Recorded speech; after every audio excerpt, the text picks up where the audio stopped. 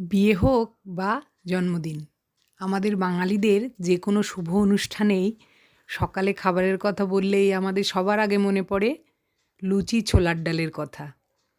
তো চলুন আজকে আমি একটু লুচি ছোলার ডাল করে খাবো আর আপনাদের সঙ্গে একটু আমার অনুভূতিটা ভাগ করে নেব। লুচিটা বেলে নিয়েছি, বেলে নিয়ে তেলটা ভালো করে গরম করে দিয়েছি। দেখুন কি অপূর্ব সুন্দরভাবে ফুলে গেছে লুচিটা। লুচি ভাজতে না একটা আমাদের সঙ্গে ইমোশন জড়িয়ে আছে। লুচি ভাজতে গিয়ে যদি না ফোলে ঠিক মনটা শান্তি লাগে না। বেশ ফুলকো ফুলকো লুচি তেলে দেওয়ার সঙ্গে সঙ্গে ফুলে উঠবে, সে এক আলাদাই অনুভূতি। দেখুন কি দারুণ হয়েছে, দেখেই প্রাণটা জুড়িয়ে গেল। আরেকটা লুচি দিয়ে দেবো। এটাও দেখুন ফুলে একদম ফুটবলের মতন হয়ে গেছে, দারুণ লাগে।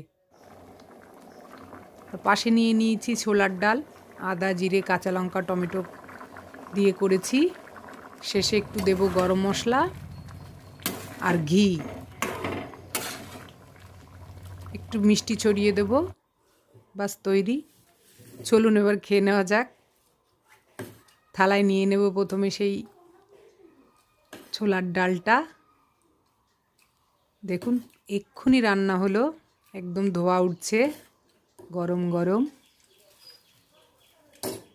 থালায় নিলে একটু ছড়িয়ে গেলে তাড়াতাড়ি ঠান্ডা হয়ে যাবে, খেতে সুবিধা হবে, ওই জন্য থালায় নিলাম। তিনটে নিয়ে নিলাম ফুলকো লুচি।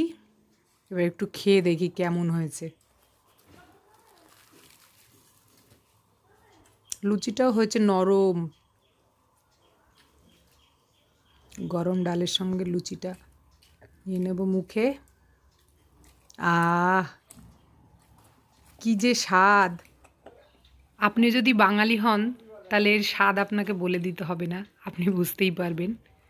আর যদি অন্য কোথাও থেকে কেউ দেখে থাকেন নিশ্চয়ই কমেন্ট করে জানাবেন কেমন লাগলো। এর সঙ্গে মিষ্টি হলে জাস্ট জমে যেত।